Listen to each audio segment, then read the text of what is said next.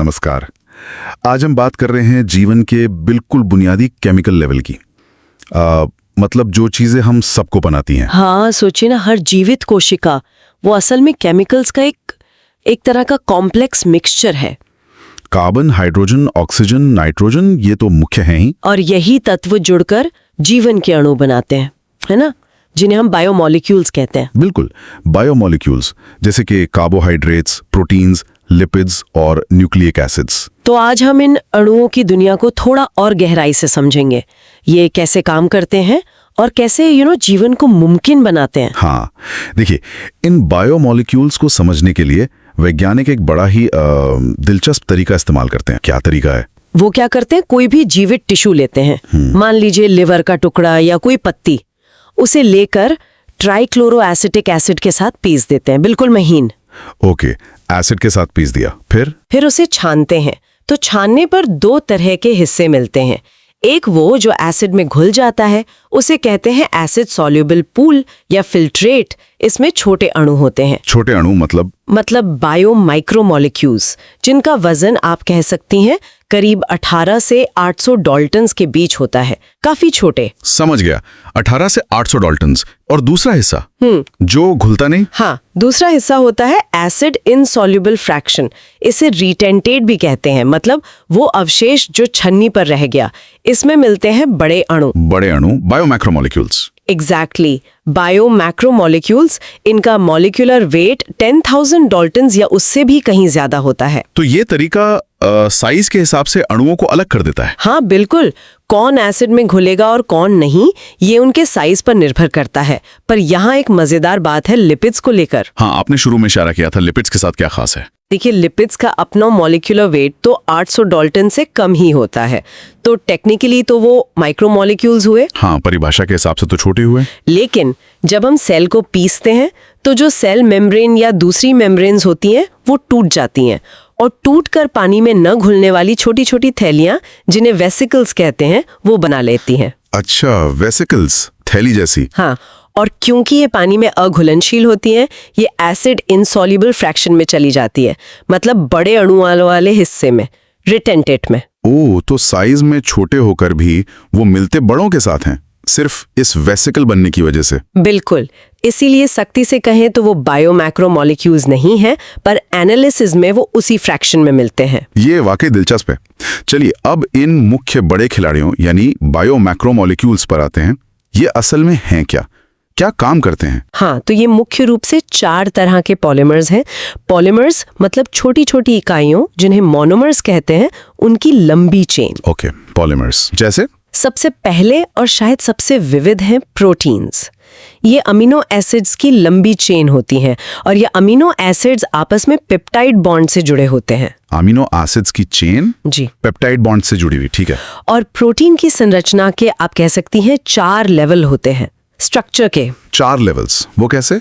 देखिए, primary structure तो बस ये है कि कौन से अमीनो एसिड्स किस क्रम में लगे हैं, बिल्कुल सीधी चेन, जैसे सीधी मैगी समझ लीजिए। सीधी मैगी, ठीक है। फिर आती है सेकेंडरी स्ट्रक्चर। इसमें वो चेन मुड़कर कुछ खास शेप्स लेती है, जैसे स्प्रिंग जैसा अल्फा हेलिक्स या फिर जिगजैग शीट जैसा बीटा प्लीटेड शीट।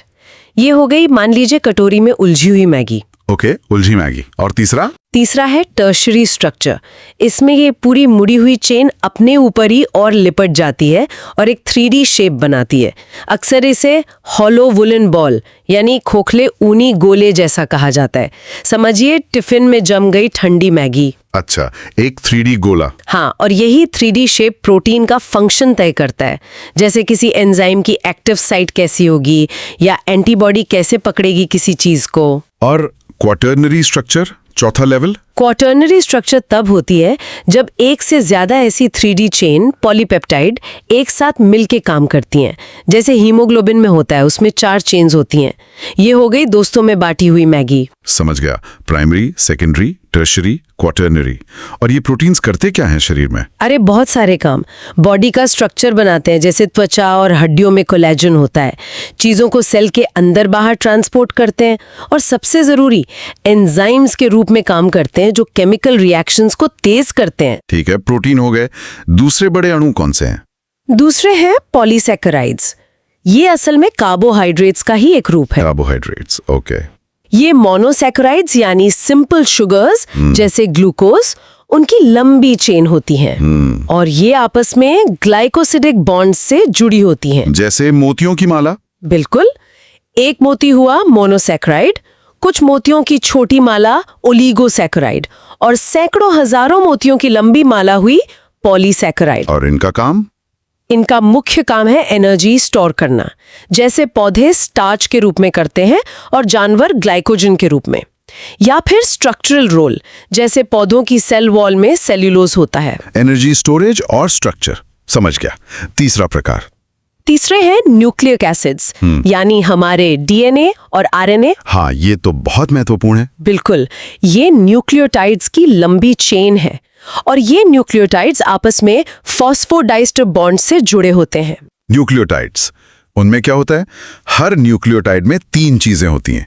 एक 5 कार्बन वाली शुगर, डीएनए में डीऑक्सीराइबोज, आरएनए में राइबोज, एक फॉस्फेट ग्रुप और एक नाइट्रोजनस बेस, वही ए, जी, सी, टी और यू। हाँ, adenine, guanine, cytosine, thymine DNA में या यूरेसिल आरएनए में। इनका सबसे जरूरी काम है जेनेटिक इंफॉर्मेशन को स्टोर करना और एक पीढ़ी से दूसरी पीढ़ी तक पहुंचाना। साथ ही प्रोटीन कैसे बनेंगे ये निर्देश देना भी। इसमें एमआरएनए, टीआरएनए, आरएनए जैसे अलग-अलग आरएनए मदद करते हैं। जेनेटिक कोड और प्रोटीन सिंथेसिस, ओके। और आखिर में लिपिड्स, जिन्हें हमने पहले डिस्कस किया था। हाँ, लिपिड्स, हालांकि वो सही मायने में पॉलीमर्स नहीं है, पर बहुत जरूरी हैं। सिंपल लिपिड्स जैसे ट्राइग्लिसराइड्स, जो फैट्स और ऑयल्स होते हैं, वो ग्लिसरॉल और फैटी एसिड से बनते हैं। ये एस्टर बॉन्ड से जुड़ते हैं। फैट्स और ऑयल्स? हाँ, ये एनर्जी का बड़ा भंडार है। शरीर को गर्म रखते हैं, इंसुलेशन देते हैं। फिर फॉस्फोलिपिड्स हैं, जैसे लेसिथिन। ये सेल मेम्ब्रेन का मुख्य हिस्सा बनाते हैं, जो सेल को बाहरी दुनिया से अलग करती है। और कुछ लिपिड्स हार्मोन या सिग्नलिंग मॉलिक्यूल की तरह भी काम करते हैं। कमाल है। ये सारे अणु छोटे बड़े, ये सेल के अंदर ऐसे ही पड़े तो नहीं रहते होंगे, इनमें बदलाव भी होता होगा। आपने बिल्कुल सही पकड़ा। कोशिका के अंदर हजारों केमिकल रिएक्शंस हर पल, हर सेकंड चलते रहते हैं, लगातार। हजारों रिएक्शंस? हाँ, इन्हीं से ये अणु बनते हैं, जिसे कहते हैं एनाबॉलिज्म, और टूटते हैं, जिसे कहते हैं कैटाबॉलिज्म। ये बनना और टूटना, इसी पूरे जाल को मेटाबॉलिज्म कहते हैं। Metabolism, anabolism plus catabolism. सही। और ये जीवन की पहचान है, एक लगातार चलने वाली प्रक्रिया। और इस पूरी प्रक्रिया को चलाने वाले, स्पीड देने वाले जो मुख्य खिलाड़ी हैं, वो है एंजाइम्स। एंजाइम्स, हाँ, इनका नाम तो बहुत सुना है। ये क्या करते हैं असल में? एंजाइम्स असल में बायोकैटलिस्ट हैं, जैविक उत्प्रेरक। ज्यादातर एंजाइम प्रोटीन ही होते हैं, हालांकि कुछ आरएनए भी एंजाइम का काम करते हैं, उन्हें राइबोजाइम्स कहते हैं। ओके, बायोकैटलिस्ट्स। मतलब ये केमिकल रिएक्शंस की स्पीड को बहुत ज्यादा बढ़ा देते हैं, लाखों गुना। हाँ। और खुद रिएक्शन में इस्तेमाल नहीं होते। वो रिएक्शन के लिए जरूरी जो एनर्जी होती है ना, जिसे एक्टिवेशन एनर्जी कहते हैं, उसे कम कर देते हैं। एक्टिवेशन एनर्जी को कम करके रिएक्शन तेज कर देते हैं। कितना तेज? बहुत तेज। एक उदाहरण देती हूँ। हमारे खून में कार्बन डाइऑक्साइड पानी में घुलती है। बिना एंजाइम के ये रिएक्शन 1 घंटे में मुश्किल से 200 मॉलिक्यूल बना पाती है। लेकिन एक एंजाइम है कार्बोनिक एनहाइड्रेस। हाँ। उसकी मौजूदगी में यही रिएक्शन 1 सेकंड में 6 लाख मॉलिक्यूल बना देती है। 6 लाख 1 सेकंड में? ये तो अविश्वसनीय है। मतलब एंजाइम के बिना तो जीवन की गाड़ी चल ही नहीं सकती। बिल्कुल नहीं। इतनी धीमी रफ्तार से जीवन संभव ही नहीं होता। तो ये एंजाइम इतनी कुशलता से काम कैसे करते हैं? क्या होता है? हर एंजाइम की सतह पर एक खास पॉकेट या जगह होती है, उसे कहते हैं एक्टिव साइट।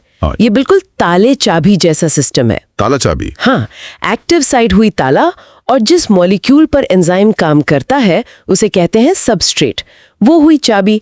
तो एक खास ताले में खास चाबी ही फिट होती है। अच्छा, तो सबस्ट्रेट आकर एक्टिव साइट से जुड़ता है। हाँ, एंजाइम सबस्ट्रेट कॉम्प्लेक्स बनता है। फिर एंजाइम उस सबस्ट्रेट को बदल देता है प्रोडक्ट में। प्रोडक्ट अलग हो जाता है और एंजाइम फिर से तैयार हो जाता है अगले सबस्ट्रेट के लिए। ये साइकिल चलता रहता है। वाह!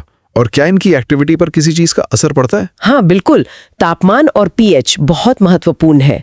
हर एंजाइम एक खास तापमान और पीएच रेंज में ही सबसे अच्छा काम करता है। उससे ज्यादा या कम होने पर उसका 3D स्ट्रक्चर बिगड़ सकता है, जिसे डीनेचर होना कहते हैं। फिर वो काम नहीं कर पाता। अच्छा, तापमान और पीएच, और कुछ? सबस्ट्रेट की मात्रा। शुरू में सबस्ट्रेट बढ़ाने पर रिएक्शन तेज होता है, पर एक पॉइंट के बाद नहीं, क्योंकि एंजाइम की सारी एक्टिव साइट्स भर जाती हैं। और कुछ केमिकल्स होते हैं, इनहिबिटर्स, जो एंजाइम को काम करने से रोकते हैं। इनहिबिटर्स, रोकने वाले। हाँ। और कई एंजाइम्स को अपना काम करने के लिए कुछ हेल्पर मॉलिक्यूल्स की भी जरूरत होती है। उन्हें कहते हैं कोफैक्टर्स। कोफैक्टर्स जैसे? ये या तो मेटल आयन हो सकते हैं, जैसे जिंक या मैग्नीशियम, या फिर छोटे ऑर्गेनिक मॉलिक्यूल्स, जिन्हें कोएंजाइम्स कहते हैं। बहुत सारे विटामिन्स असल में कोएंजाइम्स का ही हिस्सा होते हैं। ओह, विटामिन्स का ये रोल है? हाँ, और एंजाइम्स को उनके काम के आधार पर 6 मुख्य क्लासेस में बांटा गया है, जैसे ऑक्सीडोरिडक्टेजेस जो ऑक्सीडेशन रिडक्शन करवाते हैं, हाइड्रोलेसेस जो पानी की मदद से बॉन्ड तोड़ते हैं, लाइगेसेस जो मॉलिक्यूल्स को जोड़ते हैं, वगैरह। तो कुल मिलाकर ये अणु, चाहे छोटे हों या बड़े, ये सिर्फ केमिकल्स नहीं है, ये जीवन का एक लगातार चलने वाला डांस है। बनते हैं, टूटते हैं, बदलते रहते हैं, और एंजाइम इस डांस के डायरेक्टर हैं। बिल्कुल सही कहा आपने। और ये सब मिलकर ही उस जीवित अवस्था यानी लिविंग स्टेट को बनाते हैं, जो कभी पूरी तरह संतुलन में नहीं होती, पर फिर भी एक स्थिर अवस्था, नॉन इक्विलिब्रियम स्टेडी स्टेट बनाए रखती है। और इसे बनाए रखने के लिए लगातार एनर्जी चाहिए। हाँ बिल्कुल। और ये सोचना कितना अद्भुत है कि जीवन सिर्फ इन अणुओं का ढेर नहीं है, बल्कि इनके बीच का ये डायनामिक इंटरैक्शन, ये सतत प्रवाह है। सही कहा। शायद अगली बार हम उन सेकेंडरी मेटाबोलाइट्स के बारे में बात कर सकते हैं, वो केमिकल्स जो पौधे, फंगस या बैक्टीरिया बनाते हैं। उनके अपने सर्वाइवल के लिए शायद उतने जरूरी नहीं, पर हमारे लिए कभी दवा बन जाते हैं, कभी जहर, कभी रंग, तो कभी मसाले। हाँ, ये एक और दिलचस्प दुनिया होगी, जरूर।